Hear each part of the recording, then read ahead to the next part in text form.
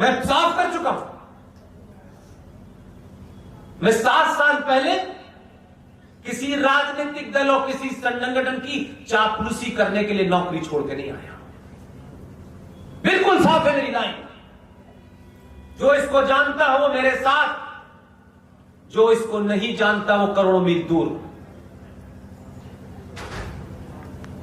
यही कहता रहूंगा बस। कुछ मिलने, कुछ प्राप्त करने की न कल इच्छा थी न आज है। जो प्राप्त किया वो अपनी ताकत पे किया, उसे छोड़ किसी पे एहसान नहीं है। इसलिए आपके राज ने बहुत बड़ी हिम्मत दिखाई है। शायद ये बात आपको महक न लगती हो, क्योंकि मैं दिल्ली में बैठ के देखता हूं, इसलिए कहना बहुत आसान है। कभी कभी अपनों को भी औकात दिखा देनी चाहिए। ये सब नहीं है हमसे तुम हो, ये ध्यान रखना, ध्यान रखना इस बात का। आपके राज्य में कुछ लोगों ने आपको मूर्ख समझ लिया। उनको लगने लगा क्या फर्क पड़ता है, 5 साल हम 5 साल वो आ जाएंगे, इनके पास ऑप्शन क्या है। आपके राज्य में ये काम हुआ, आपने सही समय पे गुस्सा दिखाया। 2 आदमियों को लात मार के जमीन पे बैठा दिया।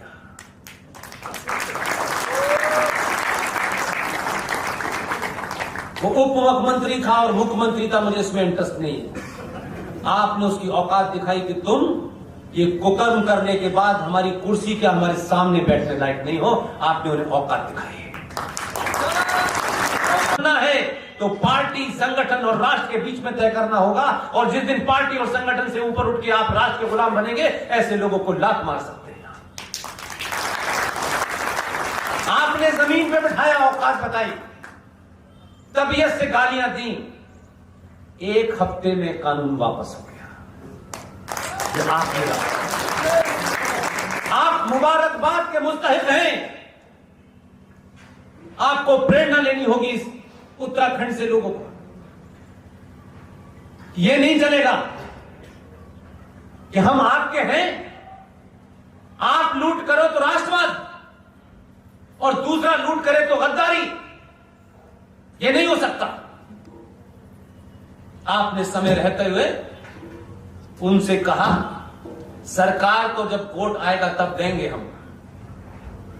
किसी से नाराजगी हो सकती है, 1 से 2 से 4 से 10 से, लेकिन परिवार के अंदर किसी को चुनना है तो परिवार के अंदर से ही चुना जाएगा, बाहर से नहीं चुना जाएगा। इसलिए ये नाराजगी का एहसास कराइए, डराइए, धमकाइए। अपने खिलाफ अगर आपके भी कानून बनाते हैं उनको भी उतार दीजिए, लेकिन दोबारा फिर दूसरों को बिठाइए, अपनों को ही बिठाइए। इस गलतफहमी में मत रहिएगा कि आपकी नाराजगी इतनी बड़ी नाराजगी हो जाए कि राष्ट्र को बेचने वाली ताकतें, जिन्होंने 70 सालों में अलग अलग तरीके से भारत राष्ट्र का सौदा किया है, उनको फिर बिठाते हैं। नाराजगी हो, उस नाराजगी का डर बना रहना चाहिए कि अगर हमारे अपने नाराज हो गए तो गड़बड़ हो जाएगा। 24 घंटे वो टोपे खड़े रहे कि ये लोग नाराज ना हो और आपकी नाराजगी की उन्हें चिंता होने लगे। वो 5% अजीज भाई की चिंता और रफीक भाई की चिंता से मग्न हो जाए कि नहीं नहीं, हमको कोई इंटरेस्ट नहीं है। हम बिल्कुल साफ शब्दों में कह रहे हैं, ये कोई पॉलिटिकली करेक्ट होने की आवश्यकता नहीं है कि देखिए ये बोलने से ये हो जाएगा। नो, इतिहास जब लिखा जाएगा 2021 का, तो उत्तराखंड का नाम लिखा जाएगा कि यहां के लोगों ने अपनी आस्थाओं को अपने ही लोगों द्वारा सौदा करने पर उनको हटाया नहीं, उनको वापस करने पे मजबूर कर दिया। ये चेतना सनातनी में जगनी चाहिए। झगड़ा होगा, हमारे आपस के बीच में होगा। इस झगड़े का फायदा कोई तीसरा नहीं ले सकता, ये तय करना है। आदमी पार्टी बदलिए, दबाव डालिए, क्योंकि आपके पास वो आएंगे, आप नहीं जाते। 99% समाज नहीं जाता नेताओं के पास काम कराने के लिए, या तो दलाल जाते हैं या उनके चमचे जाते हैं। 99% भारतीय सनातनी हिंदू समाज उन्हीं हालात में से अपना जीवन फिर भी ईमानदारी से जीता है। इससे गलतफहमी ना हो जाए नेताओं को कि उनके बगैर देश नहीं चलेगा। माफ कीजिएगा, ये तो बदकिस्मती है कि 70 साल के बाद तुम्हें बर्दाश्त करना पड़ रहा है, क्योंकि अभी वो पीढ़ी बाहर नहीं आई है जिसको आना चाहिए था। लेकिन आपके दबाव में बंगलौर से एक युवा निकल के आता है। युवा तथ्यों पे, तर्कों पे बोलता है, बड़े बड़ों की बोलती बंद हो जाती है। सूर्या उसका नाम है। ये गिनती बढ़ने लगे, ये जिम्मेदारी है आपकी। 2 बार हो गए, 3 बार हो गए, अब ठेका ले रखा है क्या खानदान काम ने? आप जाइए, कुछ और लोगों को काम करने दीजिए, कुछ नए सोच के लोगों को काम करने दीजिए, नई रोशनी वालों को काम करने दीजिए। इसलिए आपके शहर में एक दवाई वाला बहुत मशहूर है, बड़े बड़े नेताओं को खरीदता है, सारी खबर है मेरे पास। उसकी हमदर्द नाम की दुकान का भी भारत ने कल FCRA कैंसिल कर दिया है। उसने कोई एजुकेशन बोर्ड नाम की दुकान खरीदी, चला रहा था। ऐसी कौन सी हमारे यहां एजुकेशन है जो स्कूल में नहीं दी जा सकती? और ऐसी कौन सा किताब है जो मदरसे में पढ़ाया जा सकता है, उसको मैं नहीं पढ़ सकता? अरे मदरसे में कौन सा विशेष कोर्स पढ़ाया जा रहा है यार? हम भी तो पढ़ना चाहते हैं। कि तुम सिर्फ उन्हें ही पढ़ाना चाहते हो? इसलिए अगर दौड़ लगनी है और विचार होना है और कंपटीशन होना है, तो भारतीय राजनीति में पहली बार, मेरे बुजुर्ग यहां बैठे हैं, वो भी मुझसे ज्यादा जानते होंगे, मैं इस बदलाव को पहली बार अपनी आंखों से देख रहा हूं। इसलिए पूरे तौर पर बहुत पॉजिटिव, कोई निराशा मेरे आसपास नहीं आ सकती। भारतीय राजनीति को जिन लोगों ने 20-25 साल में अपने सामने देखा है, हमारे पॉलिटिकल डिस्कोर्स में चुनाव के आसपास टिकट बंटवाने के टाइम में एक ही डिस्कोर्स चलता था, मुसलमान कितने हैं, मुसलमानों के लिए कौन कौन सी राहत की चीजें दी जाएंगी, मुसलमानों के वोट प्राप्त करने के लिए क्या क्या किया जाएगा, और उसके अलावा वोट फिर यादव का चाहिए, कुछ ब्राह्मणों का चाहिए, कुछ ठाकुरों का चाहिए, कुछ बनियों का चाहिए। ऐसा ये डिस्कोर्स था। भारतीय राजनीति के इस मंथन के सेंटर में पहली बार भारतीय राजनीति के केंद्र में सनातनी हिंदू आ गया है।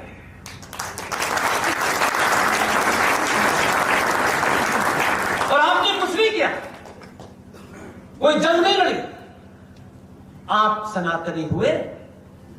तो अब उनको लग रहा है कि अगर ये आ गए हैं तो आप बदलाव देखिए। जो लोग भगवान राम का सर्टिफिकेट मांग रहे थे,